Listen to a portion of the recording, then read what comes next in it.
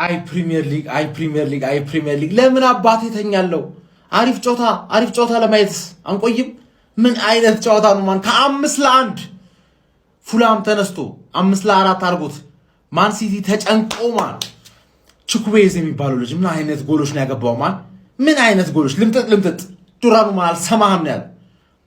ፈለው አያም ባክ የሚባል ንግግር እንዳትናገር የኔ እኮ ዝም ብዬ ማሞግስሽ ማን ነው ይሆናል አሪፍ ሚዜ ስለሚወጣሽ ነው እንጂ ማን የእውነት ብታሰጊ ኖሮ ማን ሌላ አይነት አነጋገር ነበር የምናገረው። ሌላ አይነት አነጋገር አድናቆቱ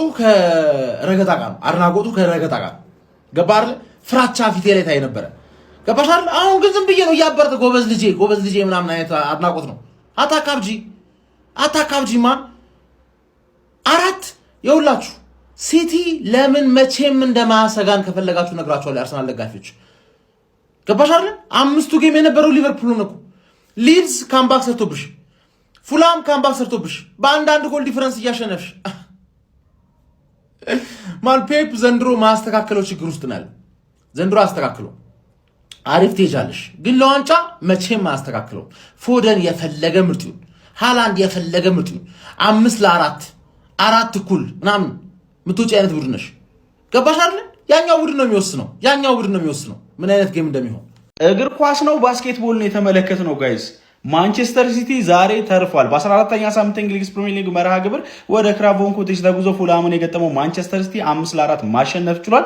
በጣም ድራማዊ የነበረ ጨዋታ ነበር። በእርግጥ ለተመልካች በጣም የሚያዝናና አይነት ጨዋታ ነበር፣ ምክንያቱም 9 ጎል ነው በጨዋታው ላይ የተቆጠረው። ማንቸስተር ሲቲዎች በዚህ ጨዋታ ላይ ገና በመጀመሪያው አጋማሽ በኤርሊንግ ብሮት ሃላንድ፣ ቲጃኒ ራይንደርስ እና ፊል ፎደን ጎሎች አማካኝነት 3-0 መምራት ችለው ነበረ። ታዲያ የመጀመሪያው አጋማሽ ተጠናቀቀ ተብሎ በሚጠበቅበት ሰዓት ላይም ፉልሃሞች በስሚዝሮ ከግንባር ኳስ በተገኘች ጎል አማካኝነት ጨዋታውን 3-1 ማድረግ ችለው ሁለተኛው አጋማሽ ላይ እንግዲህ ምናልባት ወደ ጨዋታው ሊመለሱ ይችላሉ ተብሎ ተጠብቆም ነበረ። ነገር ግን ከሁለተኛው አጋማሽ በኋላ የተፈጠረው ነገር ሌላ ነበረ። ማንቸስተር ሲቲዎች በፊል ፎደን ተጨማሪ ጎል በማስቆጠርና ሳንደርበርግ በራሱ መረብ ላይ ባስቆጠረው ጎል አማካኝነት ጨዋታውን 5-1 መምራት ቻሉ።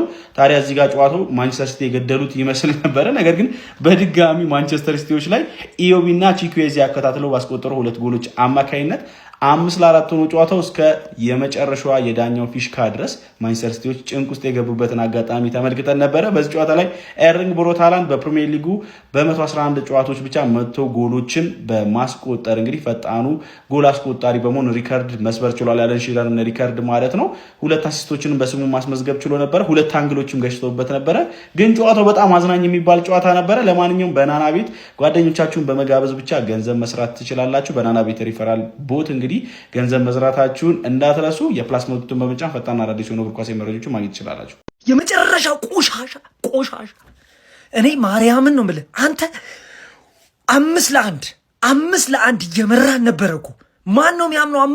5-1 እየመራን 5-4 ሰሩብን የሚባል ያሸነፍ እንዳይመስል ለጥለጣን ያረጉን። ወይኔ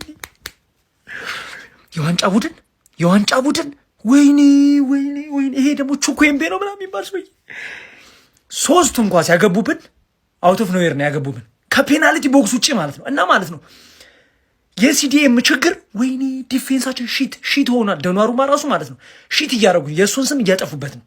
የሲዲኤም ችግር ግቡና የወጥ ይህን ጨዋታ ያላያችሁ ማለት ነው። ወይኔ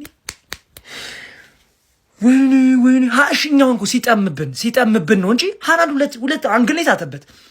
በቃ እድል ሲልህ እኮ ነው አንዳንዴ ጠመም ይልባል። አንዳንዴ ግን እንዴት የፈለገ ነገር ይምጣልኩ እኮ ማን ሲቲ የሚባል ሀያል ቲም ይዘህ እንዴት 5-1 እየመራ 5-4 ትለጠለጣለህ? ለዞም እኮ መጨረሻ ላይ ሳቱት እንኳን ስታዩ እኔ ነፍሴ ልትወጣ።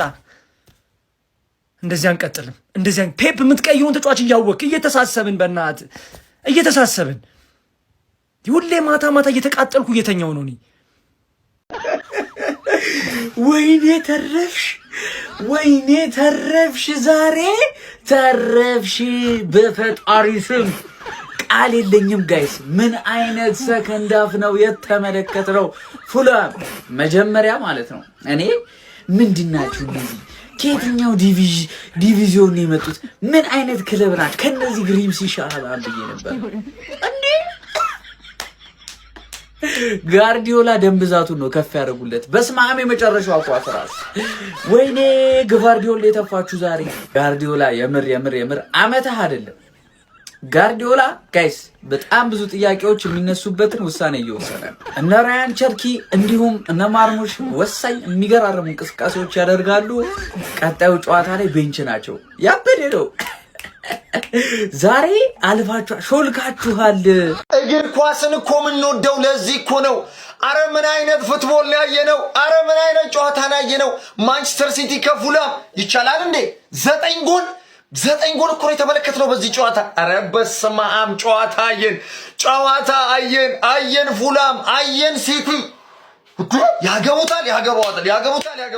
5-1 እየመራ ሲቲ 3 ጎል ነው ከዛ በኋላ የተቆጠረበት። ምን አይነቱን ፉላም ነው የተመለከትነው። ክራቨን ኮቴጅን አያስደፍርም ብሎ ነበር። መጨረሻ ላይ እንግዲህ በስማ ምን አይነት ኳስ ነው ያወጡት ሲቲዎች። 5 ወጥተው ነበር እኮ።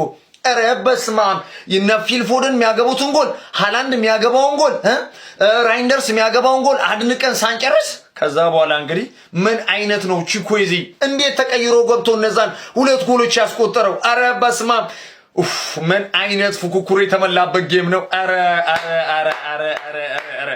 ዛሬም እንግዲህ ሲቲ እጅግ በጣም ከሊድሱ ጨዋታ በኋላ ዛሬም እንግዲህ እጅግ በጣም በፉላም ተፈትኖ አሸንፎ ወጥቷል። ኮንግራውናል ሲቲዝኖች ግን ለፉላሞች እውነት ይገባቸዋል። አቻ ውጤት ግን ይገባቸው ነበር። ክብር ጀግና ናቸው። ኧረ በስመ አብ! ኢዮቢ ሲምዝሮ እንዴት ነው የሚጫወቱት? ኧረ በስመ አብ! 2 ጎል እንግዲህ እነሱም አንዳንድ ጎል አስቆጥሯል። ኧረ ይመቻቸው። ዋው የሚገርም ጨዋታ ነው ያየነው። ኮንግራ ሲቲዝን።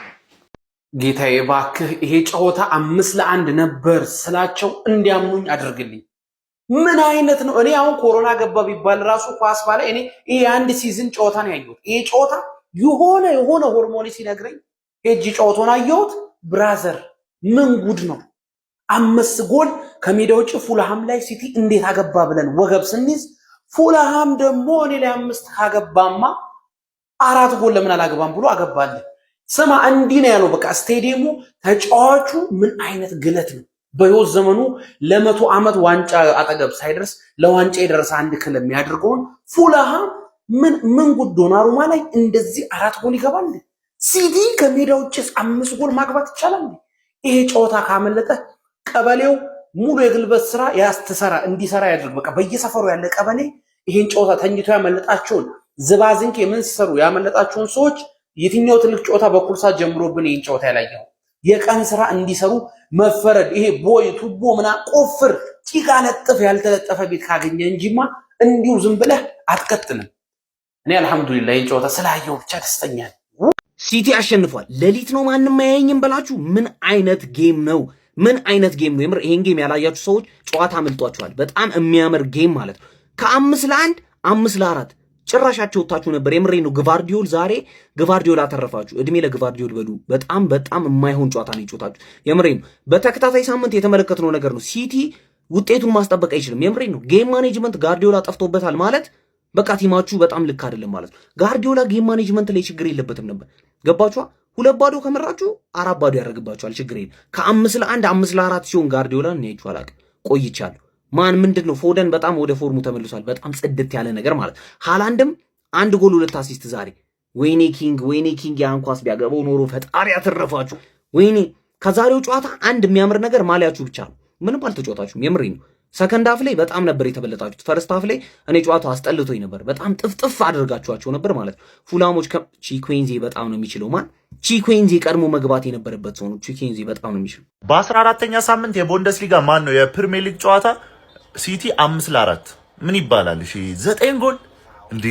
ቡንደስሊጋ ይሄ ቦዝ ቲም ቱ ስኮር ነው። ገባችኋ? ኧረ ጌታ ሆይ 9 ጎል! እኔ ሲያቀብጠኝ አትሌቲኮን ከባርሳ ልይ ብዬ ወደዛ ሄጄ ስቀይረው እዚህ 2 ጎል ይገባል። ሄጄ እዛ ስመልሰው አሁንም 2 ጎል፣ እንደገና ሄጄ ስመልሰው 2 ጎል። እውነት በቃ አርስዬ ጉድሽ ነው። ቼላውም ነገ እንግዲህ ሊድስን ያስጨንቃል ተብሎ ይጠበቃል። አርስዬ ራስን ችለህ መምራት ካልቻልክ አዝናለሁ።